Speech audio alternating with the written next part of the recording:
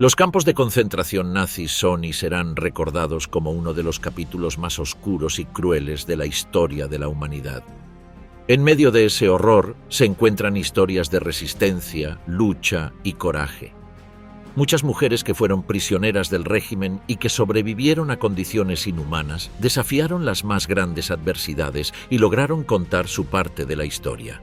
Desde sufrir en carne propia los experimentos de médicos, testigos de actos de crueldad extrema y participar activamente en desesperados intentos de escape y rebelión.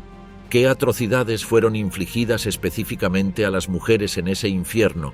¿Qué secretos ocultos residen en las sombras de los campos de concentración nazis? ¿Qué historias de crueldad y coraje siguen sin ser contadas?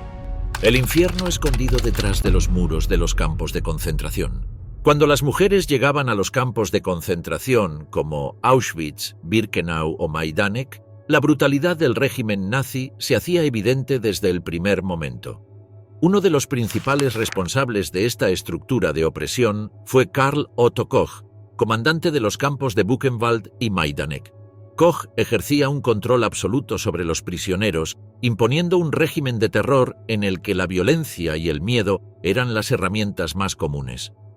Tanto hombres como mujeres y niños estaban sometidos a su autoridad, sin distinción, mientras se reforzaba una dinámica de represión sistemática.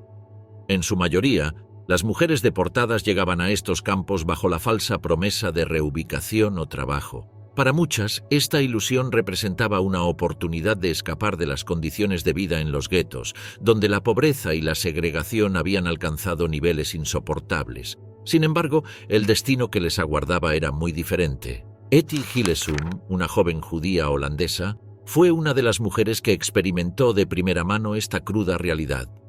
Tras ser deportada a Auschwitz, Hillesum describió en su diario las humillaciones a las que fue sometida desde el instante en que llegó al campo. Como muchos otros prisioneros, su viaje en tren fue solo el preludio de lo que sería una pesadilla prolongada. Una vez que llegaban a los campos, la llegada se tornaba aún más siniestra. La violencia era inmediata y se manifestaba en la separación brutal de las familias. Las mujeres eran arrancadas de sus hijos y sus esposos, y a menudo esta separación era definitiva. La supervisión de estas separaciones recaía sobre figuras clave como Johann Schwarzhuber, comandante adjunto en Auschwitz-Birkenau.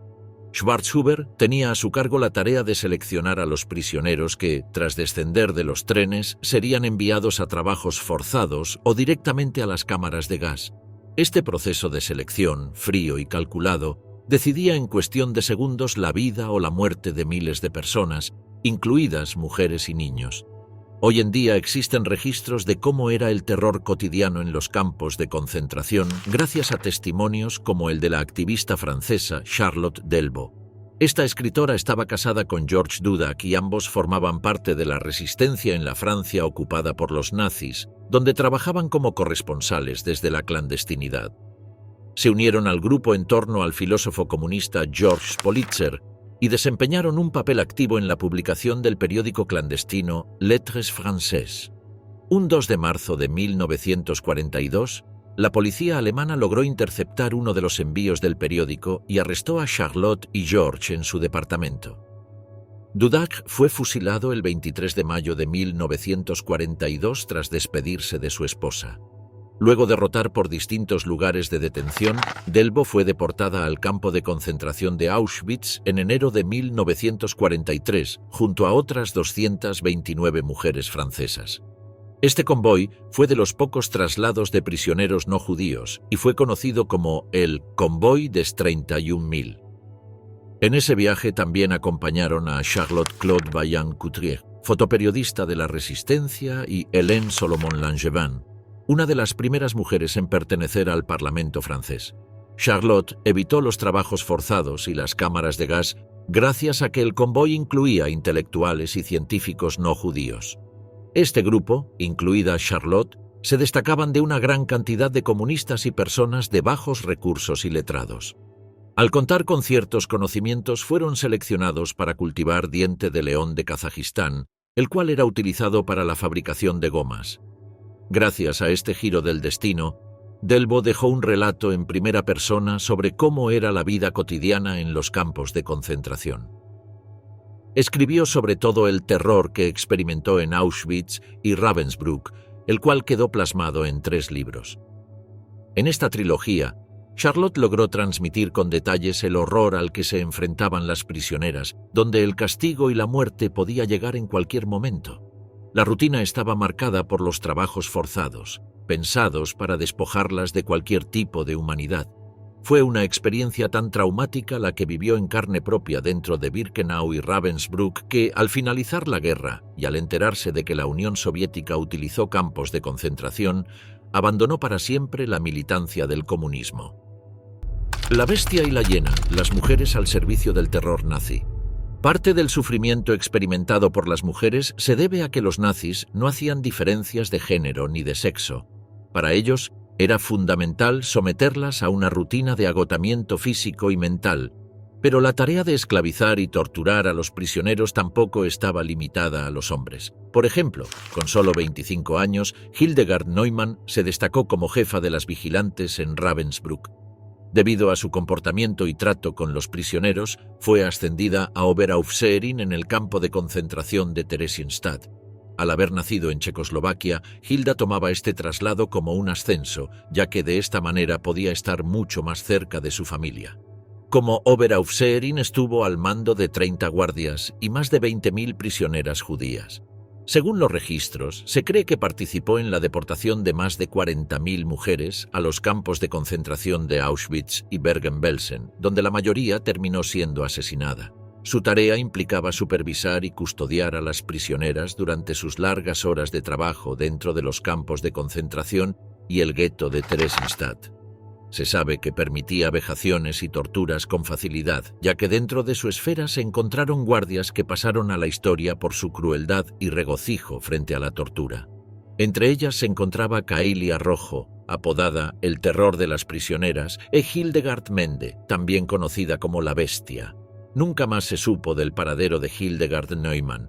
Solo hay registro de que huyó del campo en mayo de 1945. Algunas fuentes afirman que pudo haber fallecido el 5 de noviembre de 2010, aunque no hay datos precisos. Debido a la falta de información, nunca pudo ser juzgada por crímenes de guerra.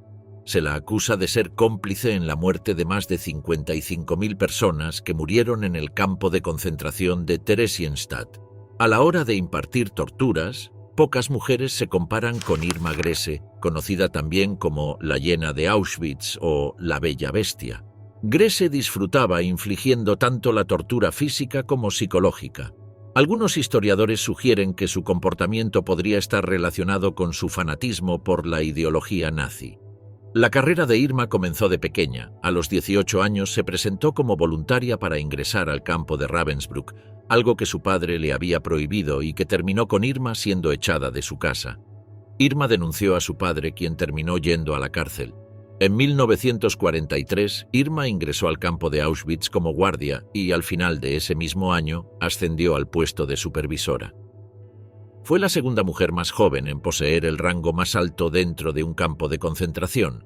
Con 20 años, supervisaba a más de 30.000 prisioneras de origen judío.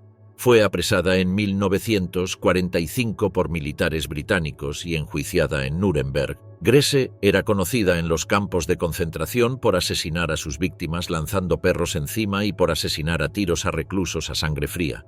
También se le acusó de torturar niños, abusar sexualmente de reclusos y de matar a presos a latigazos.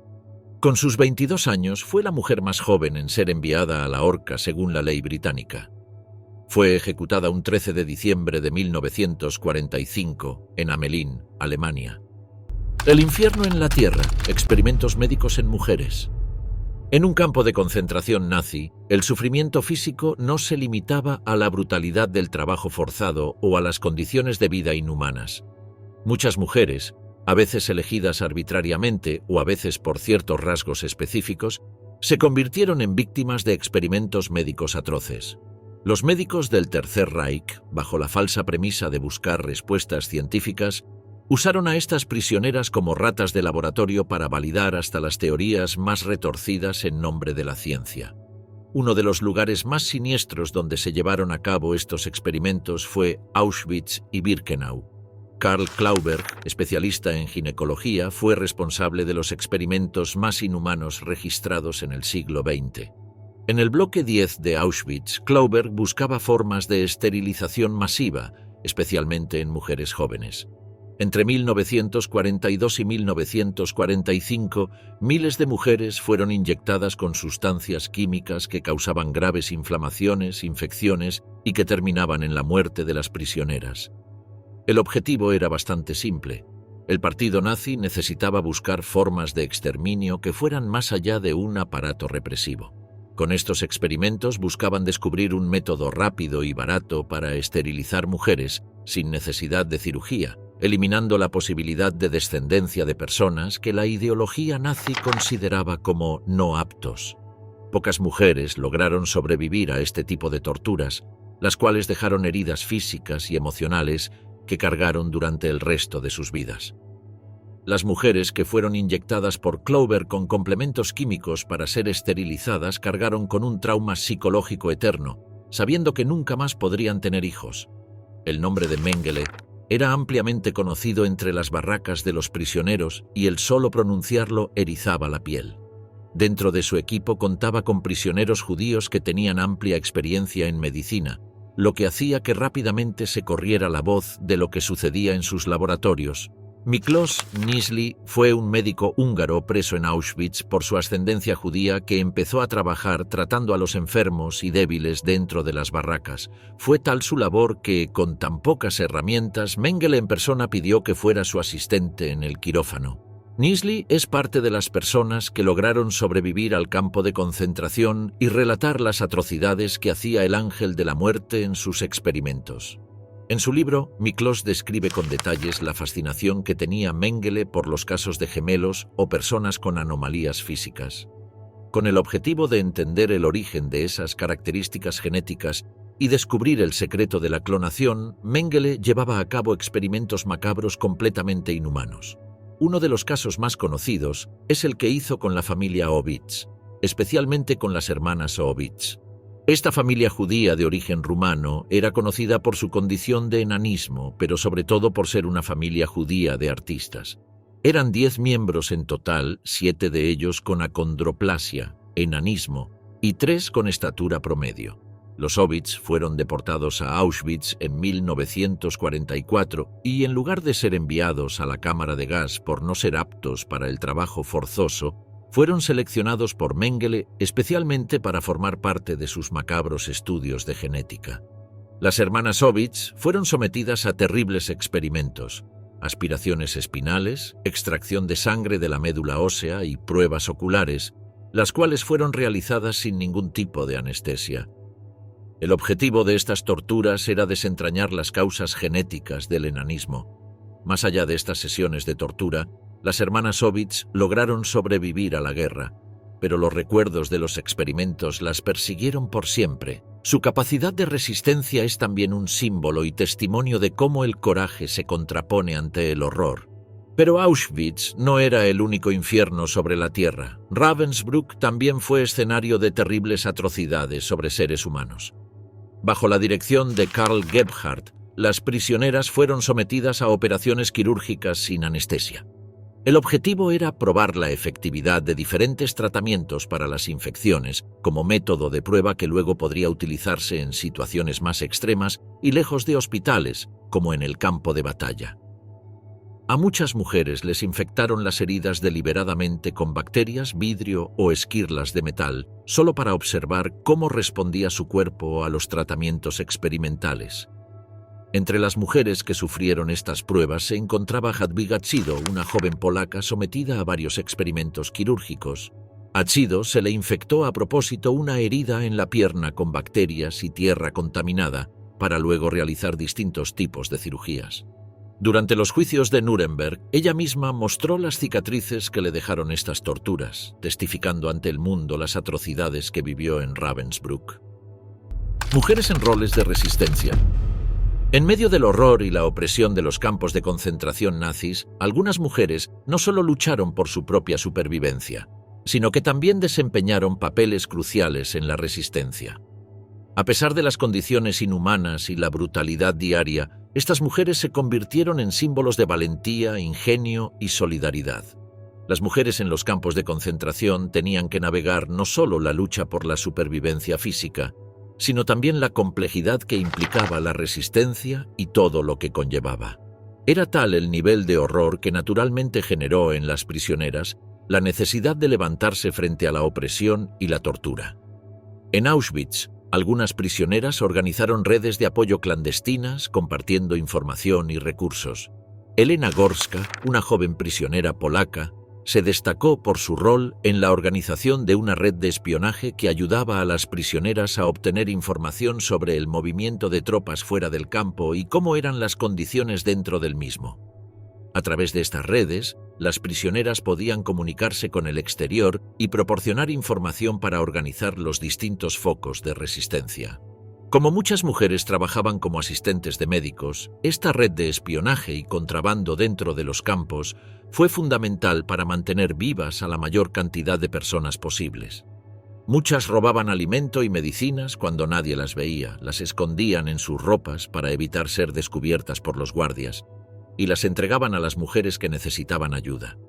Estos pequeños actos de resistencia fueron una forma poderosa de enfrentarse al aparato nazi, aun sabiendo que hacerlo era poner en riesgo la vida de uno y de sus seres queridos. Pero el máximo acto de insubordinación contra los alemanes consistía en escapar del campo de concentración. A pesar de los enormes riesgos que esto conllevaba, algunos intentos de escape involucraron a valientes mujeres. Este es el caso de Marta Zimmerbaum, nacida en 1918 en Brezko, Polonia. Fue capturada en 1942 en Amberes, Bélgica, y trasladada por los alemanes al campo de concentración de Auschwitz. Como dominaba muchos idiomas, Marta mantuvo una posición privilegiada, ya que trabajó como intérprete entre prisioneros y oficiales nazis. A pesar de esta posición de privilegio, Marta decidió comprometerse con la resistencia, ayudando a prisioneros a obtener comida, medicinas y salvándose de situaciones peligrosas. En 1944 decidió escapar con su amante, Edward Galiński. Juntos planearon su huida para el 24 de junio de 1944, aprovechando la reducción de vigilancia que sucedía durante ese fin de semana. Lograron salir del campo utilizando un disfraz de uniforme de la Schutzstaffel y un pase en blanco, pero fueron capturados 2 semanas después, el 6 de julio, en las montañas Beskides. Tras su captura, ambos fueron enviados a Birkenau para ser ejecutados públicamente, un 15 de septiembre de 1944. El rol de las mujeres y sus vínculos con los Sonderkommando. Dentro de la maquinaria de la muerte nazi existía un grupo de prisioneros que, obligados por los alemanes, realizaban las tareas más horrendas de los campos de concentración. Ellos eran los Sonderkommando. Su traducción del alemán significa comando especial y se componía en su mayoría de hombres judíos. Eran forzados a trabajar en los crematorios y cámaras de gas, siendo el engranaje principal del proceso de exterminio masivo. Los Sonderkommando operaban en campos como Auschwitz, Birkenau, Treblinka y Sobibor, y eran los responsables de remover los cuerpos de las cámaras de gas, quemarlos en los hornos crematorios y deshacerse de las cenizas. Esta tarea, impuesta bajo amenaza de muerte, los convertía en testigos involuntarios de la magnitud del genocidio. Estos hombres vivían bajo la constante amenaza de muerte, y la vida útil de un Sonderkommando rara vez superaba los 3 meses, ya que eran ejecutados luego de varios meses de trabajo para evitar que se conviertan en testigos peligrosos. De hecho, la primera tarea de un Sonderkommando era cremar y tirar las cenizas del grupo de tareas anterior, lo que los hacía testigos directos de lo que les depararía en un par de meses. A pesar de su terrible destino, los Sonderkommando gozaban de ciertos privilegios dentro de los campos, en comparación con otros prisioneros.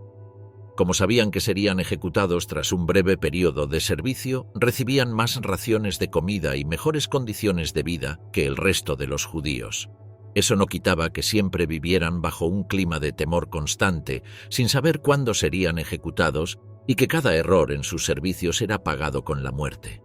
Sin embargo, sabiendo que sus días estaban contados, muchos decidieron no aprovechar estas raciones extra para sí mismos. Algunos compartían su comida con otros prisioneros más desfavorecidos, principalmente mujeres, a través de redes clandestinas dentro de los campos. Si bien los Sonderkommando eran en su mayoría hombres, su contacto con las prisioneras mujeres fue mucho más frecuente de lo que podría esperarse en un entorno tan controlado.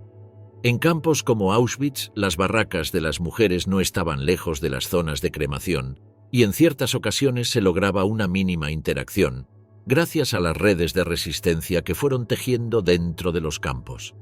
A pesar del riesgo de muerte constante que implicaba ser partícipe de estas acciones, mujeres y hombres de los Sonderkommando compartían alimento, ocultaban suministros o coordinaban pequeños actos de sabotaje.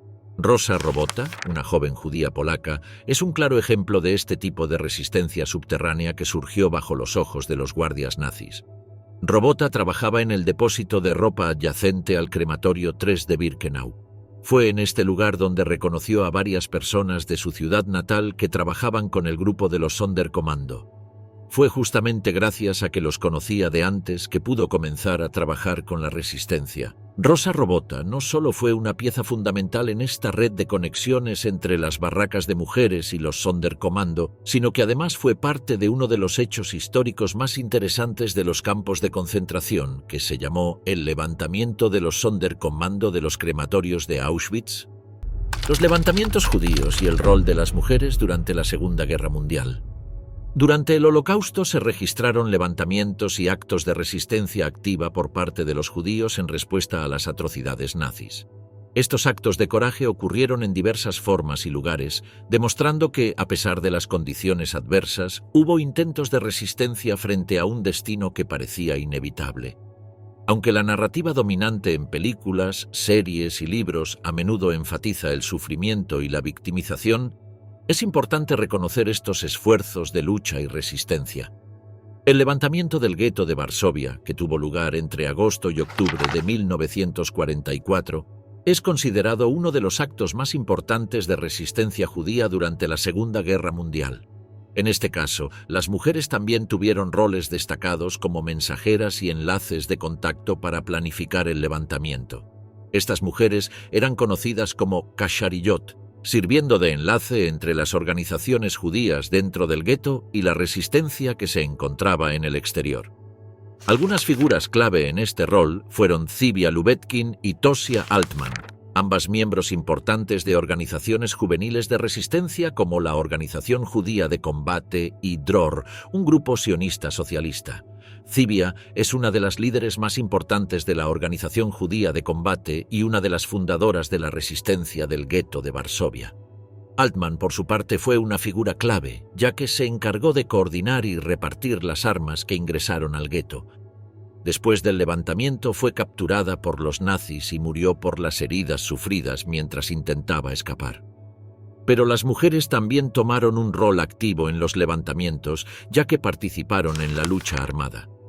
Frumka Plotnica y Mire Gola lucharon codo a codo con los hombres en las calles del gueto, defendiendo posiciones de la resistencia contra las fuerzas nazis. Aunque la historiografía tradicional destaca más el liderazgo masculino en el levantamiento, muchas mujeres fueron parte fundamental de los enfrentamientos. Otro de los levantamientos más impactantes de la resistencia judía fue el del 7 de octubre de 1944 en Auschwitz-Birkenau. Este es considerado como el mayor acto de resistencia dentro de un campo nazi. La planificación del mismo fue entre distintos prisioneros del campo, con un rol fundamental de los prisioneros del Sonderkommando que trabajaban en el crematorio 4. Luego de meses de preparación y sabiendo que sus días estaban contados, decidieron que no iban a morir sin luchar. Pero para que este levantamiento sucediera, necesitaron una ayuda extra de las mujeres prisioneras. Estas mujeres trabajaban en una fábrica de municiones dentro del campo y arriesgaron sus vidas al contrabandear pequeñas cantidades de pólvora para los prisioneros del Sonderkommando.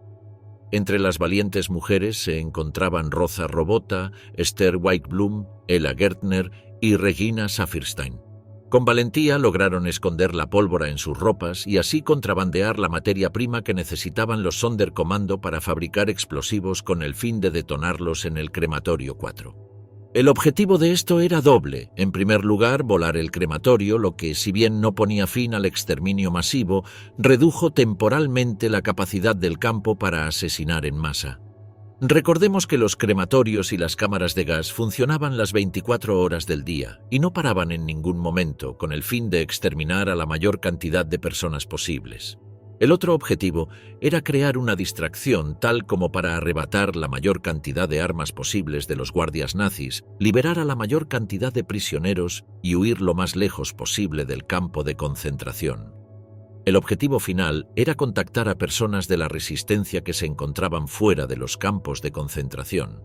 Finalmente, el 7 de octubre de 1944, la pólvora se convirtió en unas granadas improvisadas que los Sonderkommando lograron escabullir dentro de una de las cámaras del crematorio. El fuego del crematorio activó los explosivos, provocando la voladura del crematorio y la destrucción de la cámara de gas contigua. Esto dio inicio al levantamiento, donde los hombres del Sonderkommando lucharon con las pocas armas que tenían, logrando abatir a varios guardias nazis. Sin embargo, más allá de la magnitud de la explosión y la organización, la resistencia fue rápidamente abatida por las fuerzas alemanas. Las consecuencias de este acto de resistencia no se hicieron esperar. Rosa Robota, Esther Weichblum y las otras mujeres fueron detenidas poco después de la revuelta. A pesar de ser torturadas brutalmente, ninguna de ellas delató a sus compañeros. Pagaron el precio más alto por su valentía. Fueron ahorcadas el 6 de enero de 1945, apenas unas semanas antes de la liberación del campo. Aún así, su sacrificio no fue en vano. Estos actos de resistencia demostraron al mundo que, incluso en las condiciones más inhumanas, es posible luchar en nombre de la dignidad y la justicia. El levantamiento de Sobibor y el rol de las mujeres. El 14 de octubre de 1943, en un rincón de la Polonia ocupada por los nazis, se llevó a cabo uno de los actos de resistencia más impactantes de la Segunda Guerra Mundial, el levantamiento de Sobibor. Aunque es mucho menos conocido que los levantamientos del gueto de Varsovia o el de Auschwitz, Sobibor no solo fue un acto heroico del pueblo judío, sino que además esconde la historia de valientes mujeres que arriesgaron todo por escapar. Sobibor era un campo de exterminio mucho más pequeño si se lo compara con Auschwitz. Por ejemplo, se estima que Auschwitz asesinó a más de 1 millón de personas, mientras que se estima que en Sobibor los nazis mataron entre 170.000 y 250.000 personas. Pero Sobibor fue creado por el Tercer Reich pura y exclusivamente para asesinar sistemáticamente a personas catalogadas como enemigos del Estado. El complejo Auschwitz-Birkenau también fue un centro de exterminio, pero además funcionaba como campo de concentración y trabajos forzados. Sobibor fue parte de la Operación Reinhardt, nombre clave secreto que tenía como objetivo exterminar a los judíos polacos en el territorio de la Polonia ocupada, por lo que su única función era el asesinato en masa, sin el propósito del trabajo forzoso o una reclusión prolongada. Cualquier traslado de una persona a Sobibor en condición de prisionero era una sentencia de muerte inmediata. Sin embargo, el 14 de octubre de 1943, un grupo de prisioneros logró lo imposible: rebelarse ante los nazis para intentar escapar. El levantamiento fue un acto de desesperación, pero sobre todo de resistencia. Fue planeado por prisioneros soviéticos judíos que se encontraban bajo el liderazgo de Alexander Pechersky. Los prisioneros rápidamente se dieron cuenta de que Sobibor no era un campo de trabajo, sino un centro de exterminio, por lo que necesitaban escapar cuanto antes. Sabían que su tiempo era limitado y de esta manera comenzaron a organizar la rebelión. Si bien la narrativa del levantamiento de Sobibor suele centrarse en los hombres, las mujeres también cumplieron un rol fundamental. La mayoría de ellas actuaron como enlaces o mensajeras dentro del campo, lo que ayudó a garantizar la coordinación perfecta del golpe. Una de las mujeres más relevantes de este episodio es Selma Engel, una joven judía holandesa que había sido deportada al campo de exterminio en abril de 1943. Fue seleccionada por los nazis para trabajar limpiando y organizando la ropa de las personas que eran enviadas a las cámaras de gas. Entre los objetos que pudo quedarse de las prendas, encontró un pequeño cuchillo, el cual fue fundamental para apuñalar a un guardia nazi al momento de escapar, lo que permitió que ella y varios prisioneros pudieran huir a los bosques. Fue protegida por una pareja de granjeros polacos y, una vez finalizada la guerra, se radicó en Estados Unidos. Solo regresó a Europa para testificar en los juicios contra los criminales de guerra por las atrocidades cometidas en Sobibor. Se estima que unas 300 personas lograron escapar del campo de exterminio de Sobibor, las cuales fueron perseguidas por unos 500 o 600 soldados de la Schutzstaffel. La mayoría fue atrapada y asesinada en los bosques cercanos. Después de la Segunda Guerra Mundial, solo sobrevivieron 47 personas que se fugaron del campo de exterminio, incluidas 8 mujeres. De hecho, una vez producido el escape, los nazis desmantelaron el campo y plantaron un bosque para que no quedara recuerdo de lo sucedido. De no ser por el valiente relato de mujeres como Selma Engel, no habría testigos del asesinato en masa que se produjo allí. El arte y la resistencia, mujeres que preservaron la memoria. Durante el Holocausto, muchas mujeres utilizaron su creatividad como una forma de expresión y como un acto de resistencia. A través de la pintura, la poesía, el teatro y la música, estas artistas no solo buscaron sobrevivir, sino también preservar su memoria y la de sus comunidades, dejando un registro auténtico y desgarrador de esta etapa tan oscura de la historia. Por ejemplo, Chava Rosenfarb, una artista judía polaca nacida en 1923, se destacó por retratar en sus pinturas el sufrimiento y la vida cotidiana en los campos de concentración nazis. Después de ser deportada a Auschwitz, Rosenfarb logró sobrevivir y, una vez finalizada la guerra, se trasladó a Canadá. Se la reconoce como una de las novelistas en yidis más importantes del período posterior a la guerra. Sobrevivió a las terribles condiciones del gueto de Lodz y luego fue enviada a Auschwitz y Bergen-Belsen. En 1945 fue liberada por el ejército británico al borde de morir de tifus. Su obra más conocida se sitúa en su experiencia en el gueto de Lodz durante la Segunda Guerra Mundial. En esta obra analiza profundamente la condición humana en medio del sufrimiento y la opresión, explorando el origen del odio antisemita, la pérdida de identidad y reflexionando sobre la humanidad. Otra artista polaca que sobrevivió al Holocausto fue Rachel Auerbach. Escritora, historiadora, activista y poeta, utilizó su talento para documentar y denunciar los crímenes de guerra cometidos por los nazis durante la Segunda Guerra Mundial. Tras la ocupación nazi de Polonia, Auerbach organizó un comedor popular en el gueto, ayudando a alimentar a los judíos en extrema pobreza. Se unió al movimiento clandestino Oynek Shabes, dedicado a documentar la vida en el gueto y los acontecimientos que allí ocurrían. Rachel dirigió un diario en polaco donde expresaba su angustia por el destino del judaísmo en Varsovia y escribió una monografía sobre el hambre en el gueto. Aunque pudo escapar de la gran deportación de 1942, Auerbach reunió testimonios de judíos que escaparon de Treblinka, preservando la memoria histórica de su pueblo. En 1943, Rachel logró escapar al lado ario de Varsovia, convirtiéndose en mensajera de la resistencia judía y colaborando con activistas para relatar la experiencia judía bajo el régimen nazi. Fue una de las pocas supervivientes del grupo de resistencia Oynek Shabes y logró rescatar información sensible de los archivos del gueto, contribuyendo a documentar lo sucedido durante la guerra. En muchos campos, el arte surgía en el silencio. Las mujeres garabateaban con carbón de cocina sobre la parte interior de las paredes, dibujaban en el reverso de uniformes rotos o cosían fragmentos de canciones en los dobladillos de sus vestidos. Las herramientas eran rudimentarias: palillos, clavos torcidos, cabellos humanos. Usaban los sobres vacíos de cartas nunca enviadas, etiquetas médicas arrancadas o trozos de tela curtida como soporte para palabras y dibujos. Algunas enterraban cuadernos en latas selladas con grasa, otras los escondían entre ladrillos sueltos o en el interior de almohadas improvisadas. Los materiales circulaban de forma clandestina. Un hilo dental servía como aguja para bordar versos sobre pañuelos. El hollín de las chimeneas mezclado con saliva funcionaba como tinta para bocetos que retrataban la vida antes del encierro. Incluso en medio del exterminio, hubo quienes transcribieron de memoria canciones enteras o redactaron pequeñas obras teatrales que se recitaban en voz baja, de memoria, entre compañeras.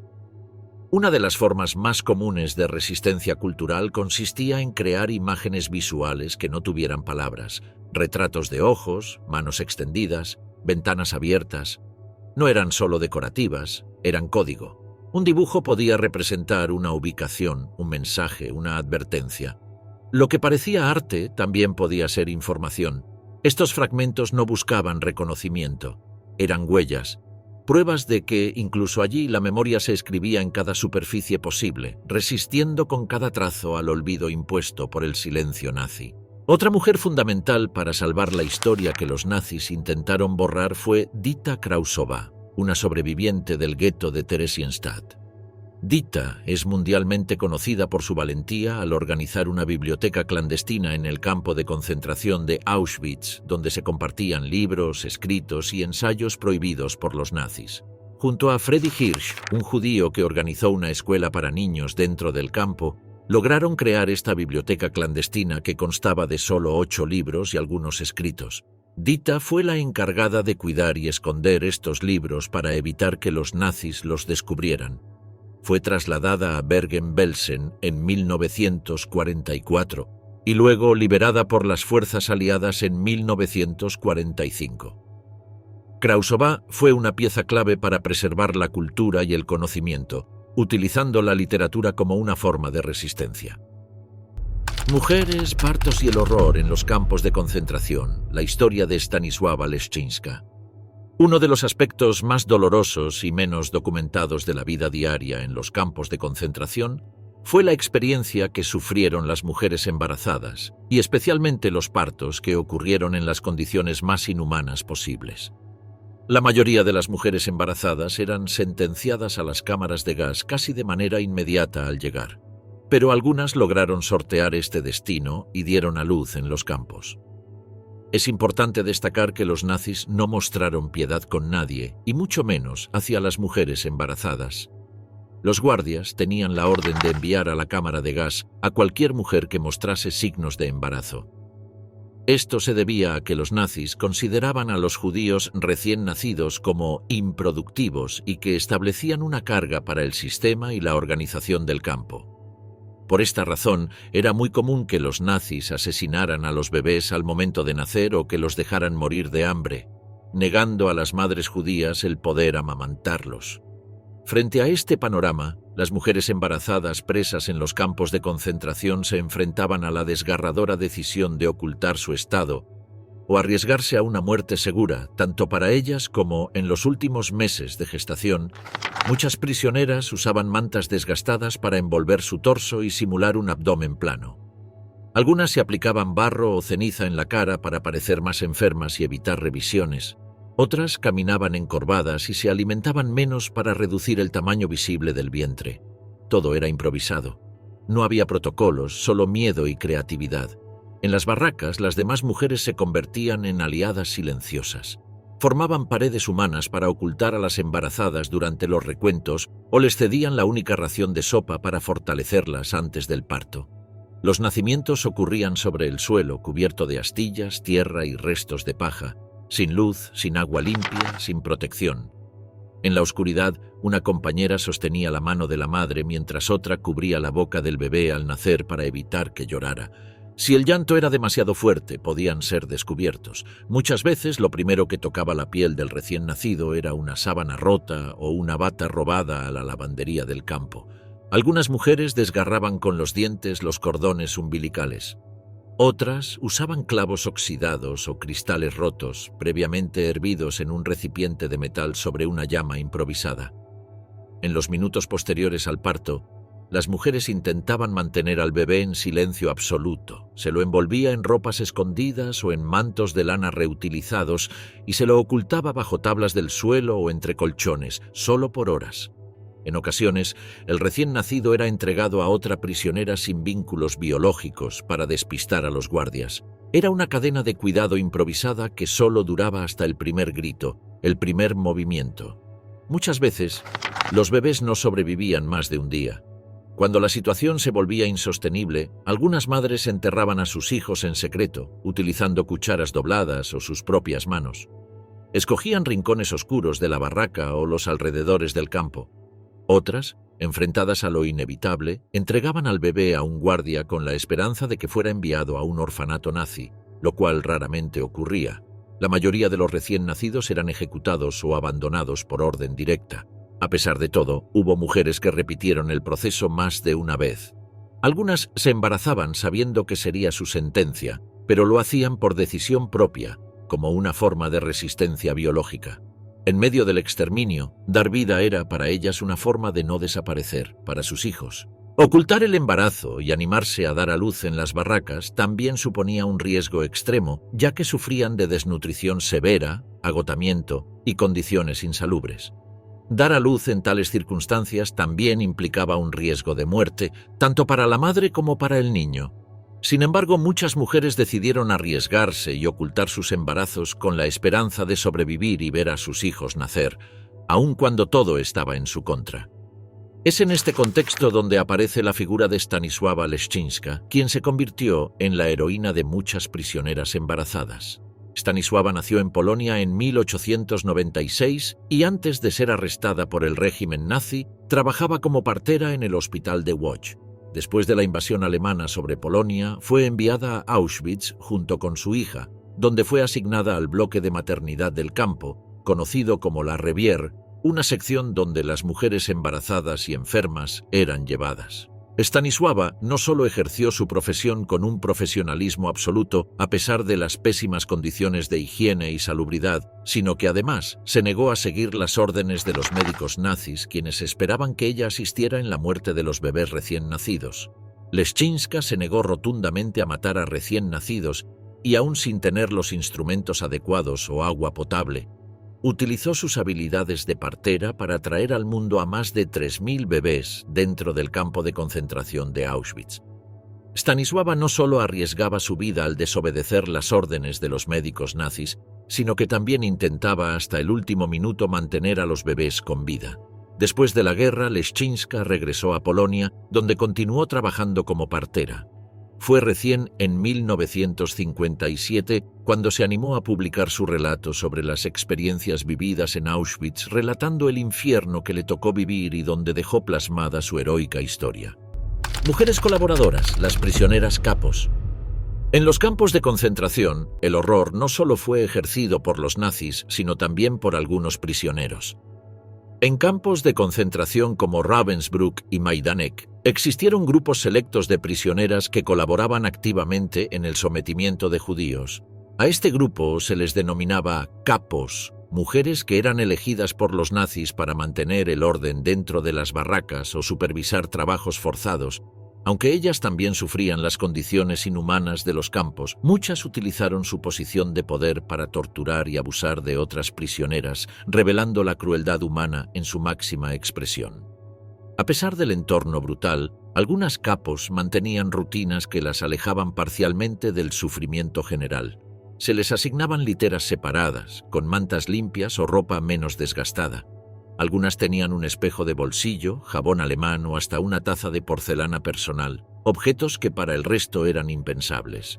Mientras las prisioneras recibían sopa aguada en latas oxidadas, a ciertas capos se les entregaban porciones de comida más elaboradas, con trozos de carne o pan sin moho. Tenían permisos para ingresar a ciertas zonas restringidas, como cocinas, oficinas o depósitos, lo que les daba acceso a bienes para comerciar o intercambiar favores.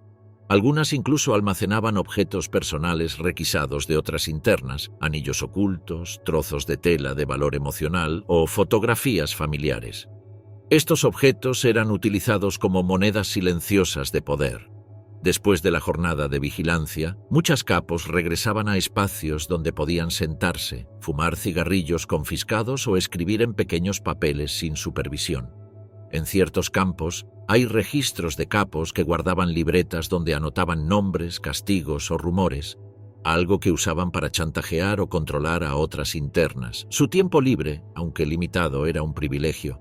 Algunas escuchaban música en radios confiscadas o mantenían conversaciones con oficiales nazis que les ofrecían beneficios a cambio de favores sexuales o delación. Estos vínculos no siempre eran voluntarios, pero les otorgaban acceso a recursos como abrigo, zapatos en mejor estado o protección de otros capos rivales. Este nivel de beneficio personal, construido sobre el dolor ajeno, hizo que muchas capos desarrollaran un estilo de vida ajeno al del resto. Mientras cientos de mujeres se descomponían en la miseria, ellas sostenían una frágil superioridad forjada por la traición y la utilidad. Este contraste cotidiano, comer mejor, dormir más, tener jabón, era otra forma de castigo psicológico para quienes las observaban. Una de ellas fue Hermine Braunsteiner, quien llegó a encargarse de la selección de mujeres para los trabajos forzados e incluso para los experimentos médicos. Era conocida como la yegua de Majdanek, debido a sus prácticas sádicas al castigar a las prisioneras. Solía golpear con sus botas a las mujeres que caían exhaustas por el trabajo y no frenaba hasta lastimarlas gravemente. Cerca del final de la guerra, Braunsteiner logró escapar del Ejército Rojo en mayo de 1945 y se escondió en Austria. Fue arrestada por la policía austríaca y entregada a las fuerzas militares británicas. Cumplió 3 años en una prisión austríaca y, una vez en libertad, se casó con el estadounidense Russell Ryan. Gracias a este matrimonio, Hermine obtuvo la ciudadanía americana y la pareja se radicó en Maspeth, Nueva York, a principios de los años 60. En 1964, Braunsteiner fue descubierta por el cazanazis Simon Wiesenthal, quien denunció su caso a las autoridades. En 1968 se le retiró la ciudadanía estadounidense por no haber pagado por sus crímenes de guerra y fue extraditada para ser juzgada en Alemania. Así, Braunsteiner se convirtió en la primera criminal de guerra en ser extraditada de Estados Unidos a Alemania. Luego de varios juicios, el 30 de enero de 1981, Hermine fue condenada a cadena perpetua por el asesinato de 80 personas, por inducir el asesinato de 102 niños y por colaborar en la muerte de 1000 personas. Otra de las capos más conocidas de Ravensbrück fue Erika Bergman, conocida por su extrema crueldad, razón por la cual tanto los guardias como las prisioneras la llamaban bestia con piel humana. Se ganó este apodo por su brutal trato hacia las prisioneras que trabajaban en los campos. Durante su juicio se la acusó de haber usado su perro para atacar a una joven gitana de 20 años, quien, según Bergman, trabajaba demasiado lentamente. La joven, gravemente herida, fue dejada durante horas a la intemperie bajo las órdenes de Bergman, quien advirtió que cualquier prisionera que intentara ayudarla sufriría la misma suerte. También atacó a otras prisioneras por tener el cabello demasiado largo o rizado, permitiendo que su perro las atacara, lo que resultaba en graves lesiones, incluidas la pérdida de visión. Después de la guerra, Bergman mantuvo su anonimato hasta 1955, cuando fue juzgada por crímenes de guerra en Alemania del Este. Tras la unificación alemana, solicitó salir en libertad condicional, la cual le fue otorgada en mayo de 1991. Al momento de su liberación, Bergman era la criminal de guerra nazi que más tiempo había cumplido bajo la ley de Alemania Oriental. Falleció en 1996 en Guben, Alemania. Conclusión. Desde heroínas, mártires hasta colaboracionistas por los campos de concentración nazis surgieron historias de mujeres de todo tipo. La mayoría de las prisioneras que fueron sometidas a una brutalidad indescriptible hoy son parte de la memoria que dejó el Holocausto. Su valentía, fuerza y compromiso por la supervivencia, incluso su insubordinación, son una forma perfecta para recordar que hasta en los momentos más oscuros, los seres humanos tienen la esperanza de anteponerse al horror. Hoy más que nunca es fundamental que el mundo siga recordando y aprendiendo de estas mujeres. Sus vidas e historias no solo nos enseñan cuáles fueron los errores del pasado, sino también sobre de lo que es capaz el ser humano al momento de luchar, resistir y sobrevivir.